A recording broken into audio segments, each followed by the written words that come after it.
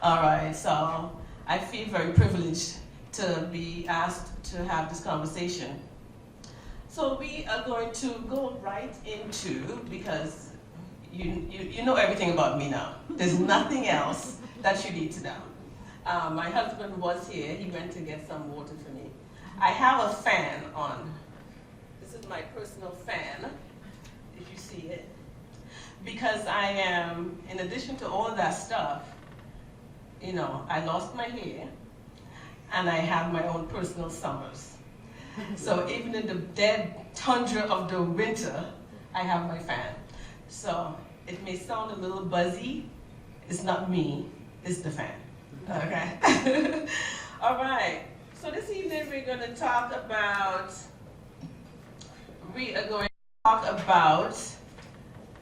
culturally conscious, inclusive, and responsive mental health education. Why is that critical right now? Why is that important right now? This is the agenda. I'm gonna try and make sure we stick within the time frame. I think I only have 50 minutes, and then the rest of the time is for discussion. So that's what we're gonna be doing. These are the learning objectives. My goal is to help you understand my definition of culturally conscious, of culture, of cultural consciousness, inclusiveness, and responsiveness, and how you can incorporate these concepts into your daily lives, okay? I have a quote that says, "Behind every behavior is a belief." I love quotes. I create quotes. At this point, I have about 100 quotes that I've written. And so this is one that really undergirds what we're going to be talking about this evening.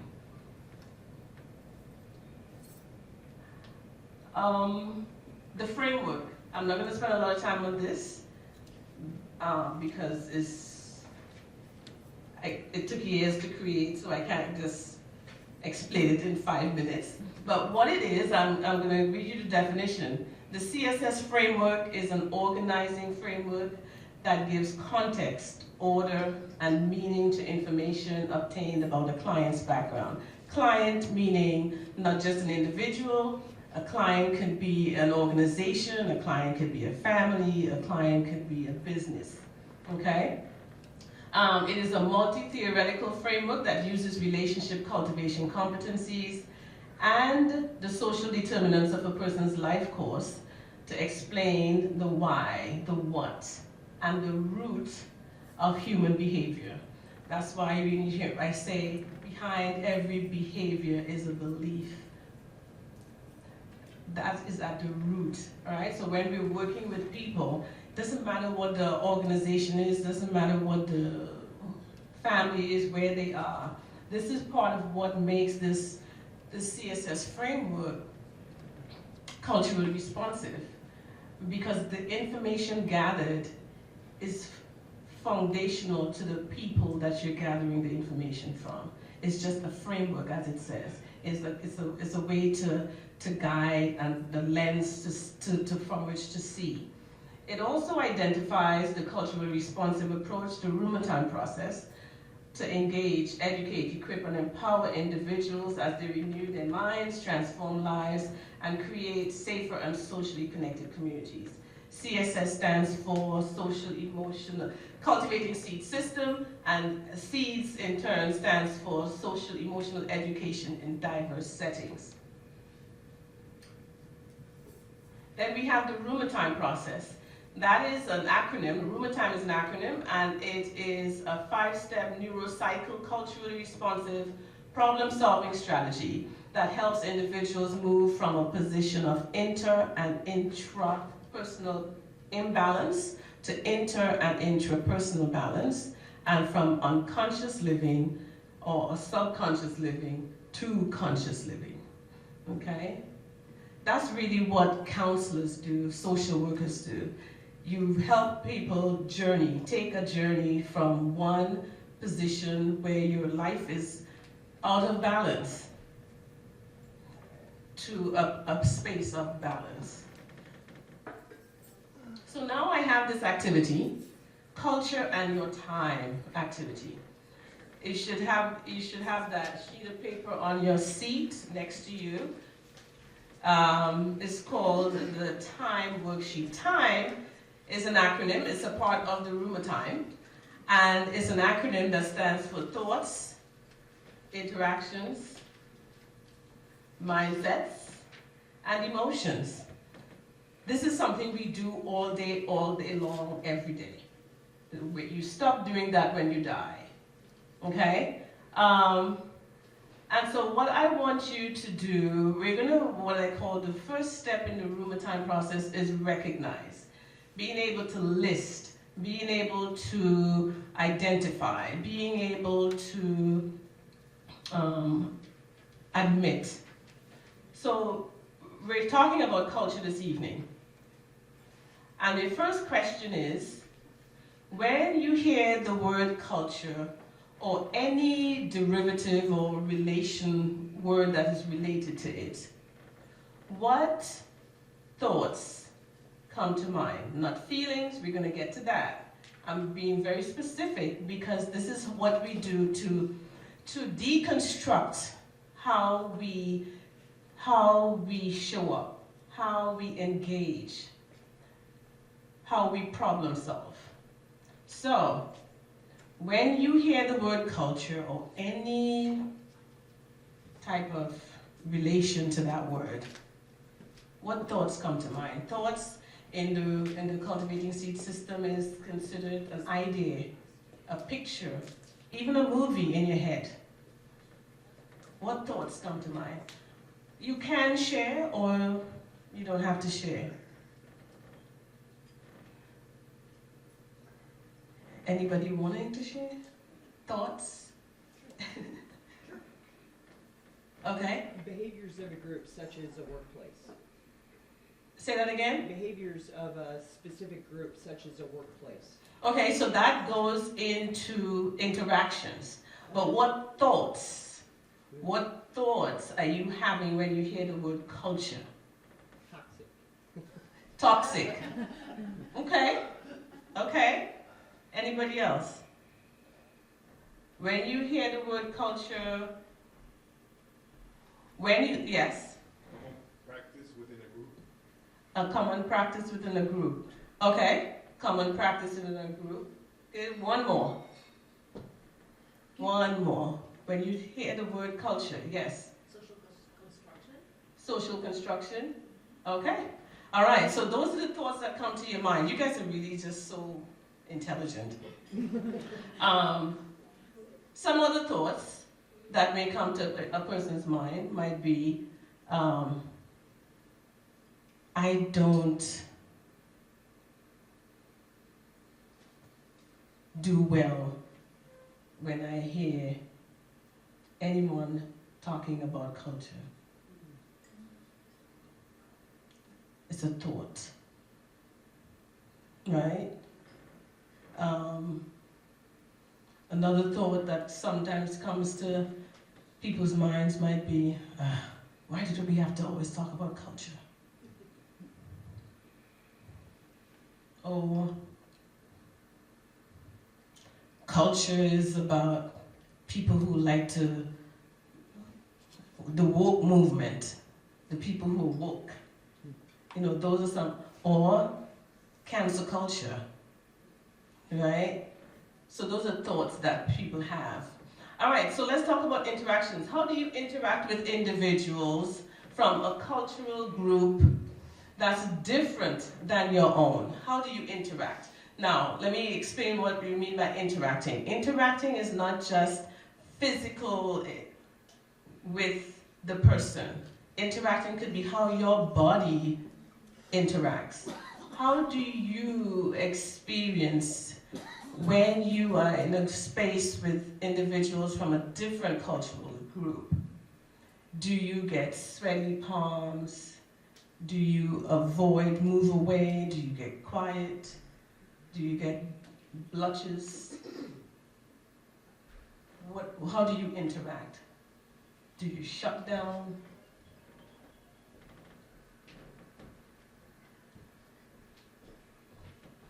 Okay?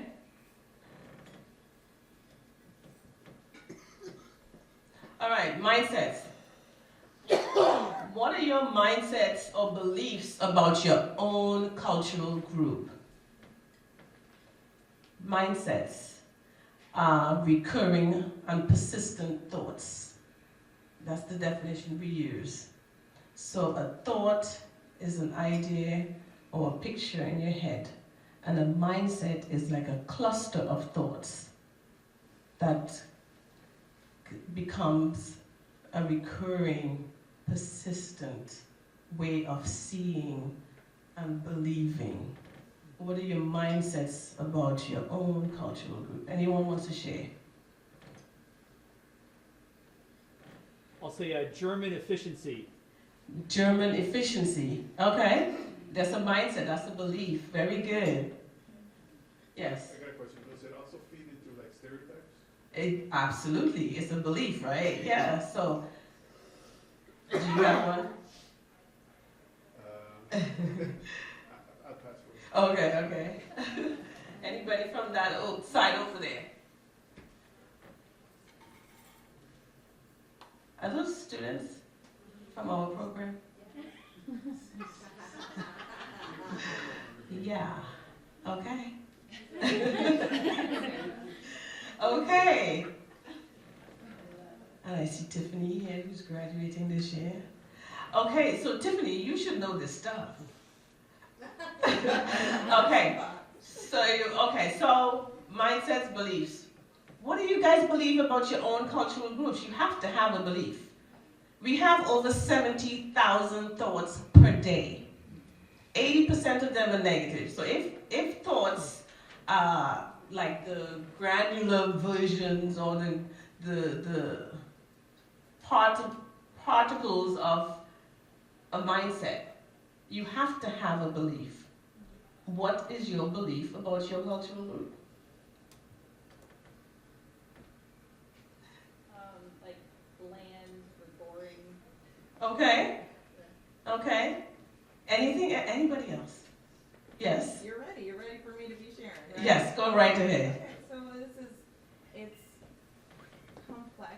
I kind of think of it, my cultural group is chameleon. I feel like it spans a lot of different things because my belief and my thoughts about culture has expanded so much throughout the course of my time at my internship, for example. So I'm working as the domestic violence counselor at the YWCA, and I am a woman, I am a black woman, I am a student, I am a teacher, I am a part of all of these different cultural groups, and so when I'm in my mindset, when I'm connecting with a client, I'm connecting on those parts where we share culture, but then I'm seeking to understand and I'm moving carefully in those parts where I may not understand their culture or how they've been living or how they've had to interact with their environment.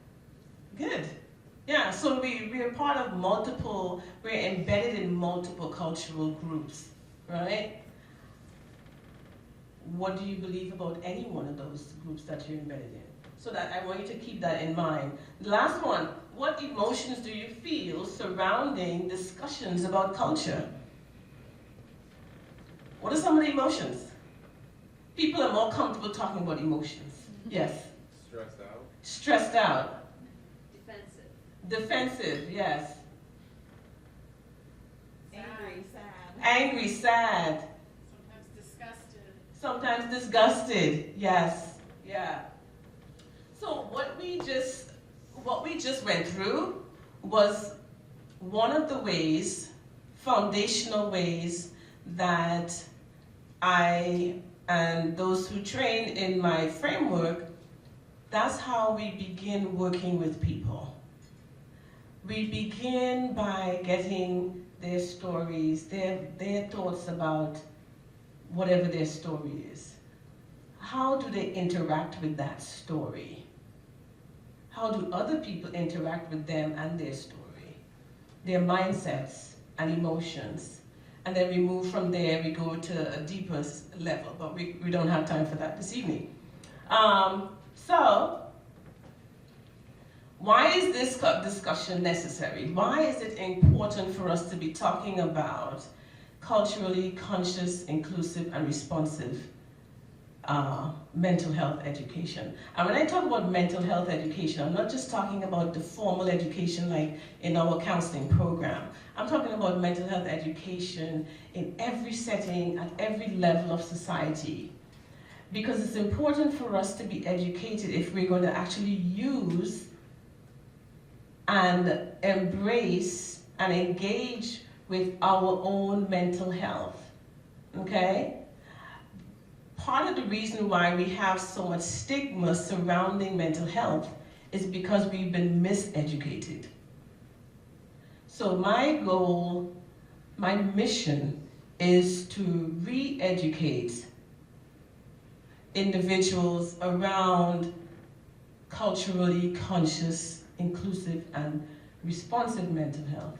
Because as one of the authors of the book that I used for multicultural counseling class, Sue and Sue, he says, or they say, that multiculturalism supersedes every other type of counseling approach.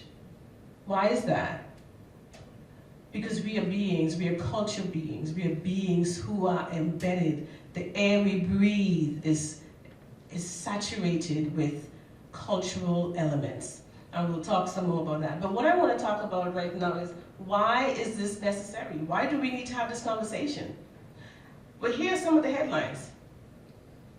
The resignation of President Claudine Gay from Harvard University, the first black female president.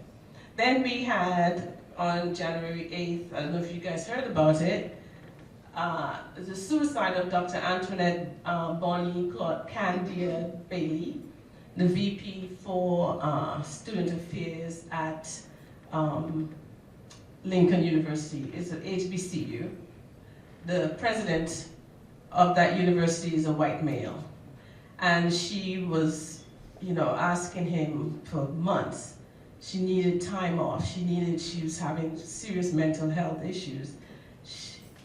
He bullied her and harassed her and ignored her pleas. The board of directors did the same thing. And on January 8th, she committed suicide.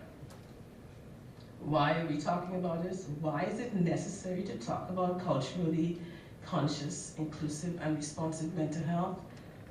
These are two reasons.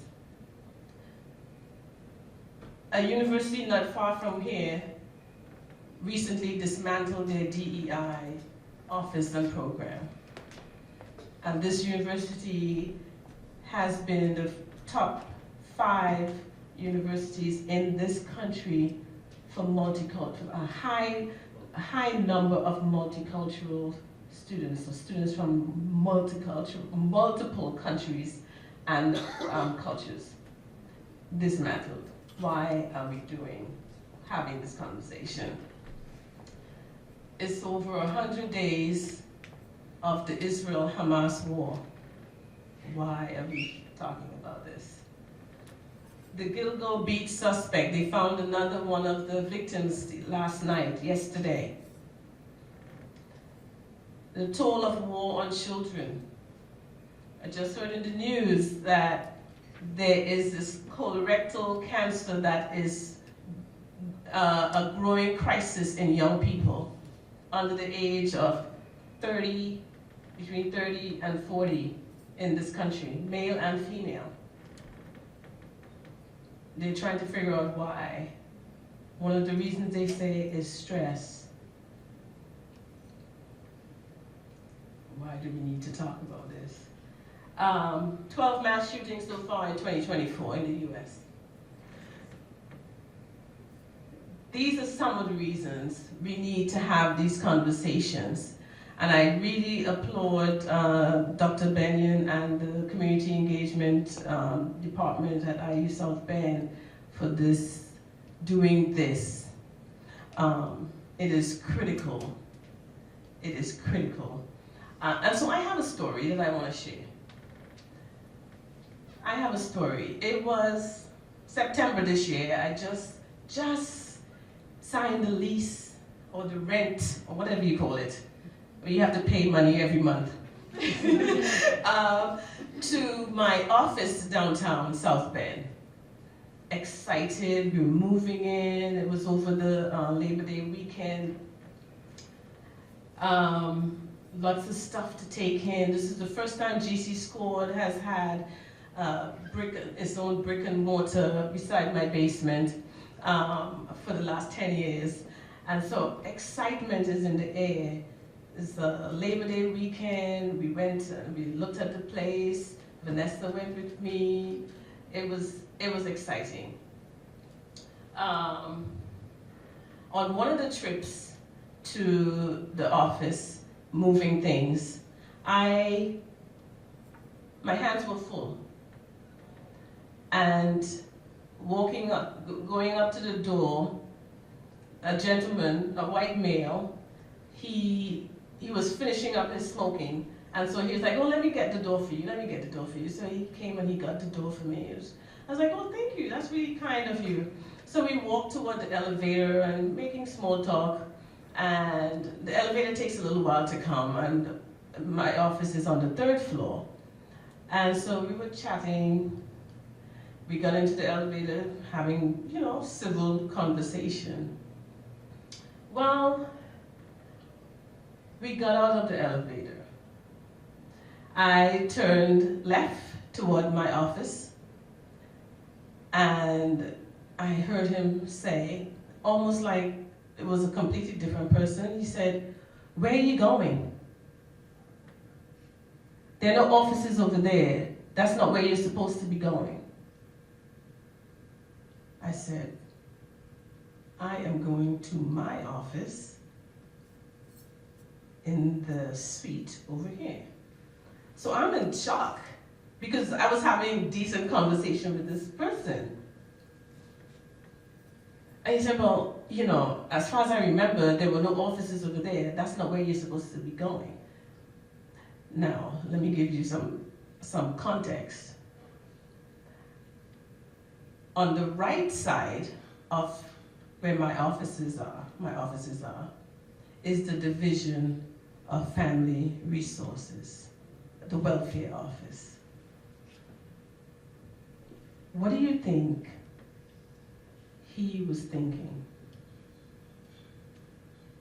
Huh? That I was on welfare, and so he, in his mind, his belief behind every behavior is a belief. He behaved in a way that suggested I didn't belong, I was mistaken, that does not fit, I cannot have an office. I'm a black, bald woman. I cannot have an office. I could only be going to get my check. And so I said, "I am going to my office." And he said, "Well, I know there's no offices over there." And turned and walked away. Why do we need to have these conversations? This is in downtown South Bend. South Bend is a pretty liberal city. Why do we need to have these conversations? In his mind, I did not fit. So it was okay for him to talk with me in a civil way, because in his mind, maybe I was on a lower caste level than him, because I was going for welfare. That's the picture he conjured up in his mind. When I broke that, the emotion that came with that was frustration, anger. He may have been angry at himself for making such a presumptuous, you know,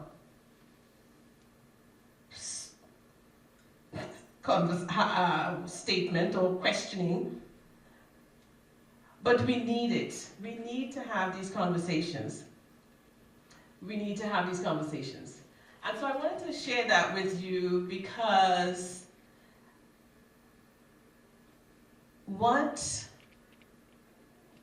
when we do not live consciously, when we do not live culturally conscious, there are a lot of repercussions that occurs. There are lots of repercussions that occur. Culture, what does it mean? What does culture mean? There's so many different definitions of culture, right? Depends on the setting that you're in, it depends on your experiences, like Tiffany talked about earlier. Within cultures, there are subcultures and subcultures within those subcultures. The definition we chose to use is that culture is a dynamic, ever-changing ecosystem. And if you noticed in the cultivating seed system, we use agriculture and nature. That is what we use to illustrate human development, relationships, change and growth across every dimension of our humanity. The reason being, one of the reasons we use agriculture or nature is because it is benign, it's universal. Nobody owns the air. Nobody owns the rain. Nobody owns the sun. So you cannot say, well, I own this, so therefore you can't have this. Everybody is able to understand and relate to nature. And so that is the reason we use this element, nature, agriculture, to explain human behavior, relationships, and even mental health. All right, so culture is a dynamic, ever-changing ecosystem of beliefs, practices, and social behaviors that forms a community's collective identity and wisdom, reflecting the intricacies of human relationships and interactions. And this is really important. It shapes, it meaning culture shapes, and culture is shaped by our social connections, perceptions, and interactions, much like the environment influences the life cycles of organisms. So that's the definition that we're using, that's the definition, so that we're now on the same page, okay? That's what we are doing. And so we know an ecosystem is a community of living organisms, like plants and animals and microbes, interacting with each other and their non-living environment, which includes elements like air, water, and soil. So that's what an ecosystem is. The seen and unseen of culture. Again, I want you to keep in mind, I think we can keep multiple things in our minds at the same time. Behind every behavior is a belief. The seen and unseen of culture. Only 10% of culture is observable. 90% is unobservable. What makes up that 90%? What makes up the 10%? Behind every behavior is a belief. 90% of how we behave is unobservable, because that's the beliefs. Why do you sit with your hands like this? Why do we do the things we do? Why did you choose to come this evening? What is your belief? Because your beliefs inform your behaviors. What we tend to do sometimes, and this is a side note, what we tend to do in society is that we look at behaviors, we try to rectify behaviors, we try to medicate behaviors, we try to, discipline behaviors, and then we wonder, well, the behaviors are coming back. Well, the behaviors have an origin. Behaviors didn't just drop from the sky. And one of the things that we, in the mental health space, we focus on behaviors to the exclusion of the source of the root of behaviors, which are beliefs and what's happening in your environment. So some of the non-observable beliefs or culture, the non-observable parts of culture, attitudes, mindsets, beliefs, perceptions of time, of how to raise children. What are some of your beliefs? Let's talk about that. What are some of the beliefs of your family? We all belong to a family. What are some of the beliefs in your family? Yes. Respect. Respect. Yes. Education is important. Education is important. Yes. Yes. Productivity is important. Productivity is important. Yeah. Anybody? Erica Zinda. Time together is important. Time together is important. Yes. Faith is important. Now, so those are the beliefs. How do we behave in regards to those beliefs? Those of you who say productivity, how does that show up in behavior for you? Well, a positive way is maybe a lot gets done. Mm-hmm. The negative side is rest is not valued. Rest is not valued. And sometimes there could be a judgment if you're resting. And then sometimes you internalize that, and then you start feeling shame or guilty when you rest. Right? So we see the belief, how the belief impacts the behavior, and how the behavior influences the thinking and then the emotion that comes with it. Faith, how does that show up for you? It plays a big role in how we behave and who we are. Right, but like how? What does your faith cause you to do or not do? Respect your parents and others, how you behave towards strangers, and how you interact with other people, what your own value beliefs. Okay, good, very good. And so, time, somebody said time spent with family.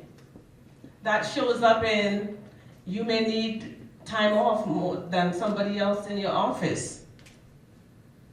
If we are not culturally conscious, if you have a boss who is not culturally conscious and doesn't understand that that's invaluable to you, they may be, reticent to give you time off to be with your family.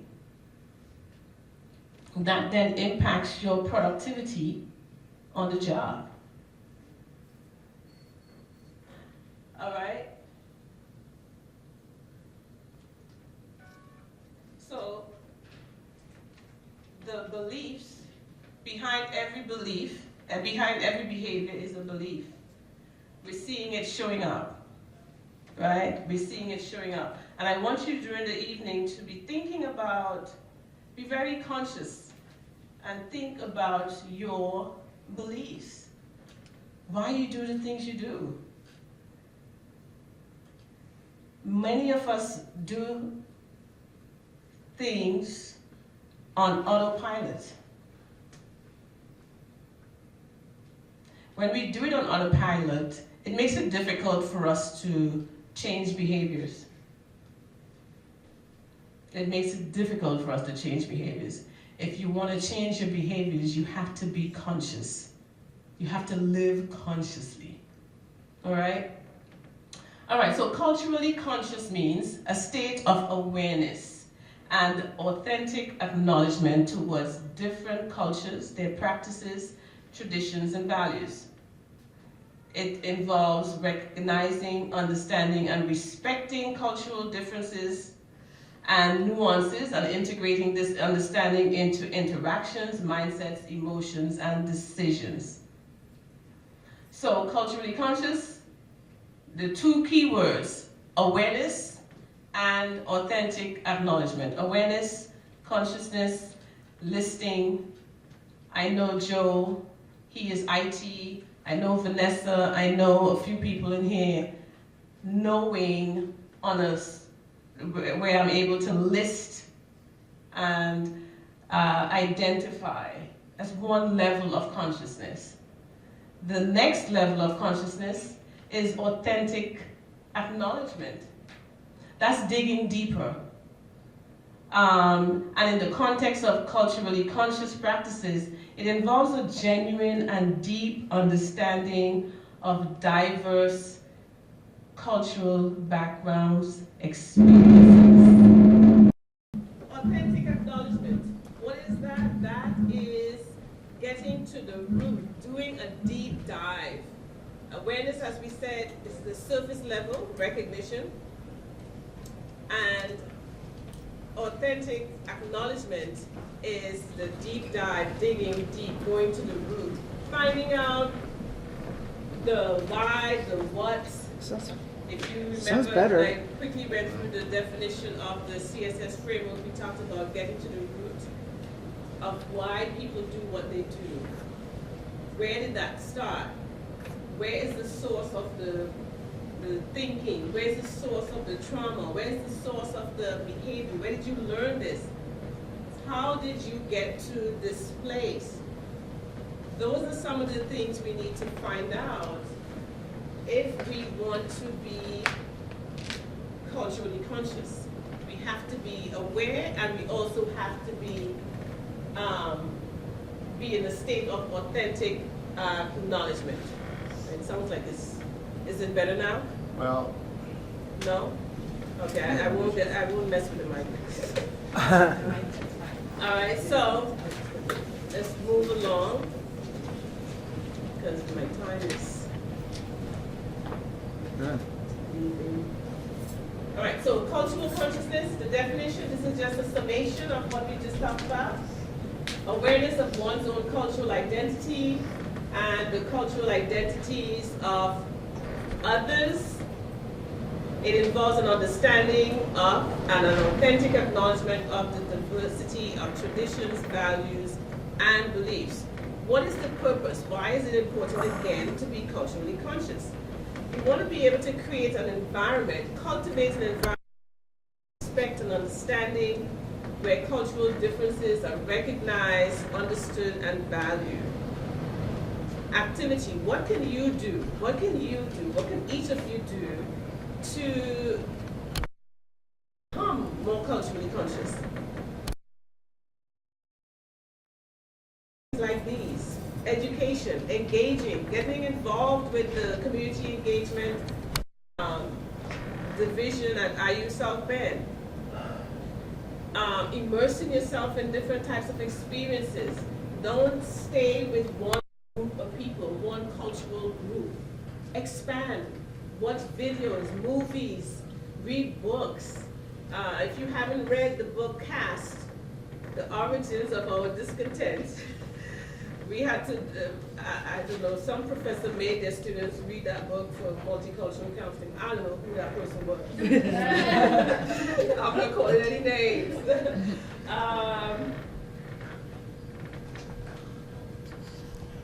Okay, and so this is an infographic of what we talked about. So I'm trying to get you for this information to sink in.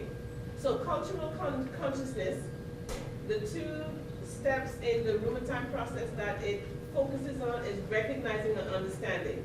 Recognizing is the self-awareness, and understand is the authentic acknowledgement where you dig deep, you go down to the root.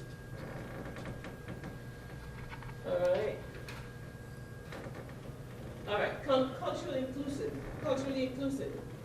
It means, it refers to, so remember, consciousness was awareness, authentic acknowledgement. Inclusion now. Cultural inclusion refers to the practice the practice of actively and intentionally creating an environment where diverse cultural identities and perspectives are valued, respected, and integrated. It goes beyond merely just acknowledging or tolerating differences. It involves a proactive effort to ensure that individuals from various cultural backgrounds feel seen, heard, welcomed, supported, and valued for their contributions. Dr. Antoinette Bailey, one of the things that she said is that, and she left apparently a long letter, said, this man, referring to the president, did not see her, did not hear her. Imagine working in a space where you don't feel seen, heard, or welcomed.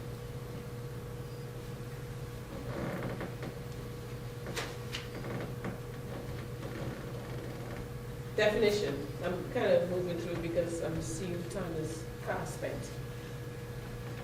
Practice actively and intentionally creating spaces, purpose to ensure that individuals from all cultural backgrounds feel seen, heard, valued, etc., and be able to have the opportunity to fully engage and contribute. How can you get involved and become culturally inclusive in your spaces? Help with the policy making, on whatever level, whatever influence you have. Community building that facilitates participation and representation. Wherever you are, you have influence in that space. Wherever you are. How you talk, how you engage other people who are next to you. You know, they talk about, there's a saying, all skinfolk ain't kinfolk. Okay, you heard that? All skinfolk ain't kinfolk.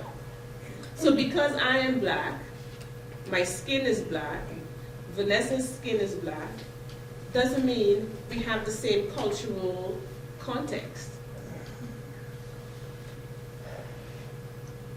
So your job, your responsibility is to get to know people beyond what they look like. That 10% that is observable, you need to move down. Behind every behavior is a belief. Move down to the unobservable. That's 90% of a person's being. All right. So, cultural inclusiveness is the social awareness, expressing, making sure that others know that you're a safe space and that you're helping to create safe spaces. You're actively doing something to create those spaces. Responsiveness, culturally responsive refers to the ability, this is really key, the ability and willingness to design practices, policies, and personal behaviors to the cultural needs and context of diverse individuals and groups. You cannot be culturally responsive if you are not culturally conscious. How are you responding? How could you be culturally responsive if you don't know what you're responding to? It takes work. It is not, we didn't get to being culturally unconscious overnight. All systems have been on go in terms of have been set up to allow us to influence our cultural unconsciousness. And so we have to actively and intentionally engage in conscious behaviors, conscious ways of thinking, so that we can respond culturally, in a culturally, inclusive way, conscious way, and making sure that we are creating not just spaces, but we are creating curriculum, we are creating interventions, we are creating frameworks, we are creating policies that can help. We are behaving in certain ways that could be in alignment with, that are intentionally developed, designed to address the needs of cultural communities that are diverse. One of the things that I talk about is, as it says here, intentionally designing as opposed to adapting and tailoring. I do not want to be understood as an adaptation of the mainstream way of seeing human nature or the way of providing counseling services to me. I expect that when I go to a therapist, that they're not saying, okay, well, let's just tweak this approach to use on you because, the approaches that I have are not really made for you, but, if I do a little tweak over here and a little tweak over here, maybe it might work. What's that? I mean, really. So it is on us, now that you're here, you can no longer be unconscious. We have to design interventions, strategies, and that's one of the reasons why I developed this framework. We have to make interventions, curriculum, teaching methods, teaching approaches that are centered, were thought of with people from diverse communities. They have to be the central. They cannot be an adaptation or modification. That is not going to work. It hasn't worked and it is not going to work. How would you feel if, like, these pants, I didn't make them for you, but if we kind of take out some over here and maybe add some, I think it's going to work. How would that make you feel? Not valued. Say it again. Not valued. Not valued. I'm an afterthought. And then we wonder, again, behind every behavior is a belief, we wonder why people of color do not go for counseling. And if they do go, they don't go back.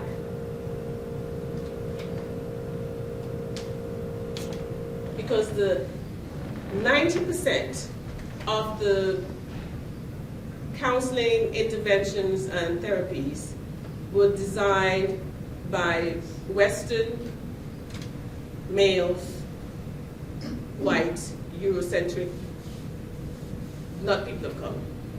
Freud, And Christian. Bandura, And Christian. and Christian, exactly. That's not even 10% of the world's population. And we're trying to fit everybody else into this way of doing things, seeing people, solving problems. And when you don't fit into that, you are considered deviant, you're considered a deficit, you're considered someone who is problematic or delinquent. or that there's something wrong with you because you don't fit into this very narrow box. Definition: to adapt to and meet the purpose. To adapt to meet the unique needs of individuals, thereby providing equitable and effective services, education and care. Activities, I talked about some of that already, designing curricular service interventions that are intentionally designed to the cultural context of the community. This involves ongoing engagement, and that could be research, that could be having these kinds of things, having, going to people's events, spending time, getting to know individuals, relationship building. It takes work. None of this is a quick fix. And we have been conditioned to believe if that can happen in 24 hours, then it is not evidence-based. It is not all the buzzwords for wanting to put everybody in a specific box. We did not get here overnight. We cannot fix this problem overnight. We have to have what I call the commitment of the will to be a part of the long game against all odds, to ensure that every human being that we come in contact with feels valued, seen, heard, respected for who they are. Not who they are in comparison to you, but who they are and what they bring.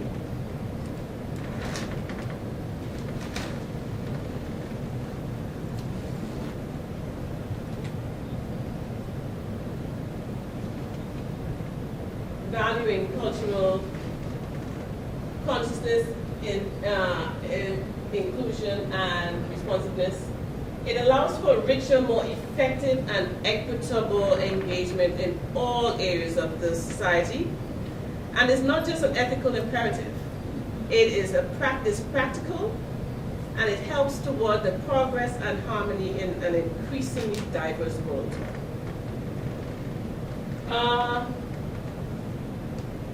Cultural imperative. Why is it? It's just because it's the human thing to do. It's just the human thing to do. Some of the key elements of why this is important: globalization. The world is changing, okay?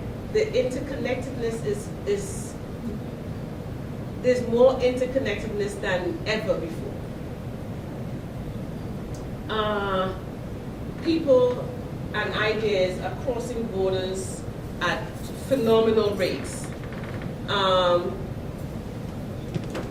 The demographic changes, and then we have the mental health awareness. People are becoming more aware of what their needs are, their stories, how life is impacting them. Like I said earlier, the colorectal cancer increase in young people because of stress. They're beginning to study what is causing it. Stress. Then we have health outcomes. We have to be vigilant. We have to be culturally conscious. We look at the social justice movements. There's a rise of social justice movements, and it has brought issues of equity and inclusion, systemic discrimination. That is why we need to be doing this. Not because it's only an ethical imperative, but it's a human imperative. It is a moral. It is just the right thing to do. Just the right thing to do. So what happens when we don't? What happens when we don't? What happens to individuals? When we do not, when we are not culturally conscious, inclusive, and responsive, you don't feel seen. What happened to me? When this man said, "Oh, you were in the wrong place."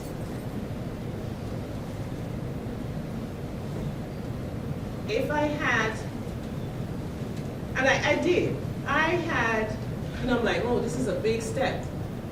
I'm getting this office space, I want to make sure I keep it, and his questioning who I am and where I am going caused me to, am I? It's, maybe I don't belong here.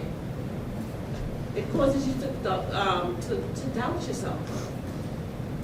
That's what happens when we are not culturally conscious. It impacts your home and family relationships. It also impacts the economy. Individuals don't feel like they're being seen or valued. Their contributions are not valued. And so there's a lack of wanting to be collaborative, of wanting to be innovative, creative. A lack of societal cohesion. We see society, and not just in the U.S., the unraveling of connectedness. The Surgeon General did a report, the U.S. Surgeon General, Vivek, I can't remember the last name, Murthy, talking about social loneliness and social isolation is a pandemic in this country. People are more isolated than ever before. Loneliness. All of this is what happens when we are not culturally conscious, inclusive, and responsive. It makes it difficult. In regards to mental health practitioners and mental health education and mental health practice, it encourages the stigma. When we're not culturally conscious or inclusive or responsive, it encourages the stigma. It perpetuates it.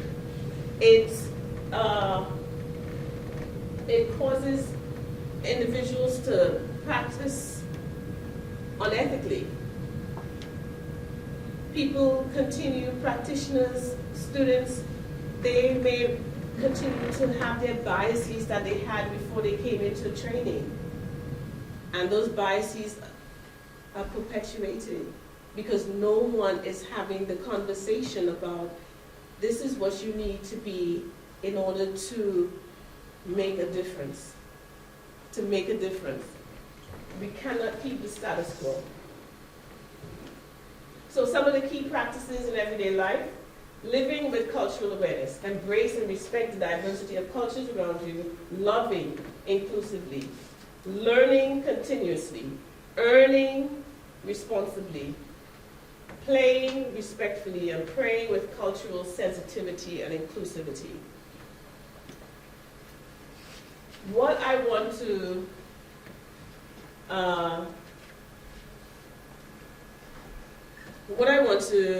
I'm done.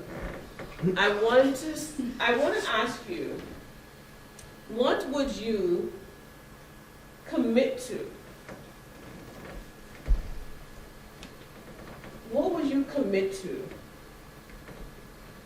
as a key practice? Now that you know, Maya Angelou says, you know better, you do better. What is one thing that you will commit to moving forward in your personal life, professional life, intrapersonally, interpersonally? I want you to, on your seats, you have a yellow light bulb. And I want you to spend a few moments reflecting. What am I going to commit to? Am I going to commit to living with cultural awareness, loving inclusively, learning? Which one of these 6 things, or maybe it's not on there, maybe it's something else you want to commit to? But it is pointless to get knowledge and not learn how to, or not reflect on it. One of my quotes says, in order to be effective, you must be reflective. learning only takes place when you reflect on what you've learned. Whether it's a mistake, whether it's not a mistake, but it is important. What are you going to commit to?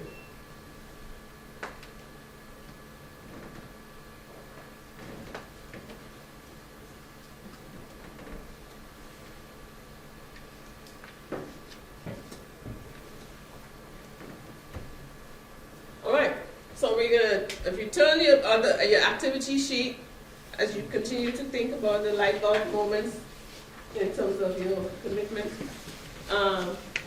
look on the other side of your activity sheet. Now that we've had that conversation and gave you a lot of information, what are your thoughts about culture now? How are you going to interact? What are your mindsets, beliefs about your own cultural group? And what emotions do you feel surrounding that discussion? This discussion this evening. I'm done. So I want you to spend some time doing that. And I have completed my little talk. I hope if you have questions, I'm going to turn it over to Dr. Benyon. Yeah, I think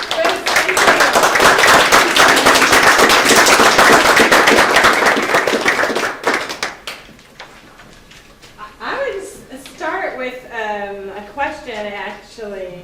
You mentioned that every behavior is based in belief, and I wonder how people who are neurodivergent or suffering from or experiencing a mental illness, sort of how that fits into this framework. If we know that culture shapes beliefs and shapes behaviors,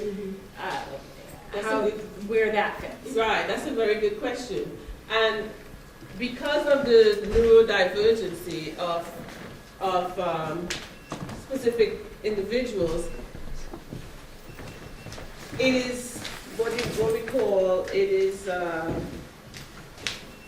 that concept, that quote, is interrupted or filtered. So it is not necessarily, it may not always apply to that population because of the neurodivergency and the difference in how they see the world, their cognitive or emotional differences. So that is definitely some where we could see some exceptions to that, because their brains are not functioning as most of our brain functions. So yeah. I mean, I feel like you're like this concept and this principle and that quote really often still does apply. Mm-hmm. It just kind of depends on where the belief is coming from for them. Mm-hmm. So, you know, I'll call it my almost client. I almost had a client because she refused to work with me because she had the belief that was part of a delusion that there were harmful things in the water and that the food at the YW needed to be cooked with bottled water. She had the belief that people were putting listening devices into the walls and things like that. For that reason, she was feeling unsafe and she behaved in an aggressive manner. Right. So she strongly held the belief, and that's where her behavior was coming from. Right. Yeah. Good point. Good point. Yes.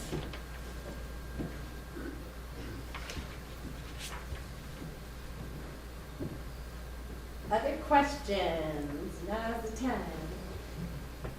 Yes. As a student, counselor in training, I guess it's a comment / question, maybe you can give me thoughts.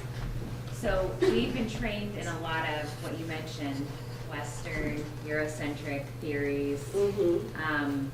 That's kind of a lot of our foundation right now. Right. So what do we do with that and the fact that in our globalized world, people aren't often going to fit, but that's what we have right now. Mm-hmm. I mean, you kind of already answered that, I know. But no, I'll answer it again. what do?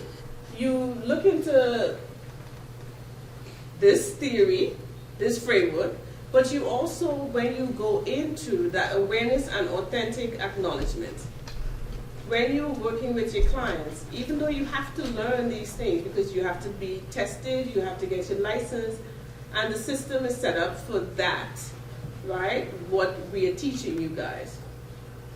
But it is your responsibility to now, when you get into the world of work, when you're doing your internship, practicum, etc., to make sure that you are, you yourself, you are culturally conscious. So when you're assessing, you understand you're assessing through the lens of cultural consciousness, inclusiveness, and responsiveness. So that you will search out ways. The client a lot of times can help you figure out how they need help, how to help them. So you have to listen to their stories and not allow what you have learned, and understand that what you learned has a place, but it is not for every client. So having that willingness and the ability to discern and make sure that your clients' stories are seen, heard, respected, and valued, but you yourself as the provider, you have to be that. You have to start at least that journey into awareness, consciousness. Yeah? Does that help? Yeah. So yes, make sure you study the theories, because you want to pass your class. Make sure you study the theories so that you can take the state exam.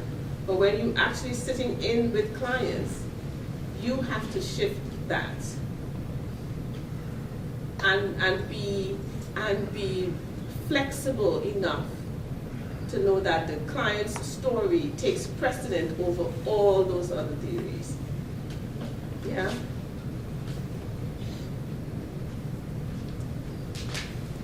Yes. I see the tremendous value of all the theories that you have engaged us in tonight, and how crucial it is, as perhaps there's a shift and an understanding that not everyone fits in the box of the therapy, kind of therapies that you were all mentioning. However, is there at some point also, and I think that's a need for like a larger like societal reflection, being aware, being compassionate, only leaders just sort of quite sometimes experience, is you can't trump that, because as you know, an individual going to a therapist, if they have a situation, say for instance, I'm an immigrant, right? And my family is interracial, and you know, I've done adoption. If the person that I'm talking to has no idea what immigration is all about, has no idea what interracial, you know, racial relations are about, or you know, trauma related to adoption, I'm going to exhaust myself explaining my framework, explaining my life, and there's going to be so many back and forth, right? Because I'm doing a lot of the work. I may have some solutions, or like I need help with X, Y, and Z, but if there's been like, hasn't been some element of experience where we find common ground, right? It's that common ground that's just so crucial. It is. So I can see how wonderful that is. And at the same time, what do we do as a society to bring in more people? You know, things like this. Right. And like some of the activities I said, reading books, availing yourself of what is happening. You don't want to bombard yourself too much with the news, but you want to be informed. You know, I have had students in our program. One of the activities I do talk about current events. What is happening? That stuff is impacting your clients. And so when they come to see you, all of that has influenced whatever it is they talk with you about. So you have to have some awareness. You have to understand immigration. You have, and I'm not saying this is not a destination. As you can tell, this is a journey that never ends. And if you're not a practitioner in the mental health field or an educator, it doesn't matter because you are interacting with people. And it is important for each of us to have some level of consciousness on how the social other feels. What's happening in your life? Why do we have an epidemic of social isolation and loneliness? Why? Because we're not taking the time to become aware or that authentic acknowledgement. We're too busy. How do we, when you go to the therapist, you shouldn't have to be explaining what immigration is. You shouldn't have to explain your story. You shouldn't have to explain the injustices that you experience. You shouldn't be teaching them about you. They need to do that work outside. At least some. At least some of it. Yeah. Yes. So how do you propose that people, or therapists or friends like myself, I'm not training or anything, how do you propose that people don't get like maybe burned out by doing these inclusive practices that you brought up, or do you propose anything like that? Right. Good question. Burnout is if you're spending a lot of time doing, if all your friends just keep coming to you and like, man, I'm just, that's where we have, hopefully, we have counselors and other mental health practitioners you can refer to. You can be like, a lot of times the peer-to-peer is where the impact is made, right? Before you get to, and because there's such a shortage nationally of mental health practitioners, we need regular friends, family members to be able to do that first step of listening empathically, listening consciously, so that people don't commit suicide and feel like there's no hope because there's no one to talk to. So how do we solve that problem? Every time you have an opportunity to listen empathically, but also remember you have to do your own work so that you don't become burnt out. How do you do your own work? Get involved in these kinds of things. Journal. One of the things I tell people a lot, do a lot of journaling. Make sure you do some self-care. That's critical. That's an imperative to self-care so that you can be available for others who may need you. And you don't have to be a practitioner, a trained practitioner to listen or to show empathy, right? You don't have to. Anything else? All right. Well, thank you all for coming on this cold January night. If you want to share anything that you wrote down in terms of what you're committed to, what you're committing to, that's fine. If you don't, that's fine. But I want you to really do some reflection because this is where the work starts. Don't just listen, nod, smile, and then forget about it. This is how we're gonna change the way we do mental health education. This is how we're gonna change the way we do relationship cultivating. this is how we're gonna do it. It's not gonna be a big top-down, it's gonna be us, grassroots. Yeah? Thank you guys.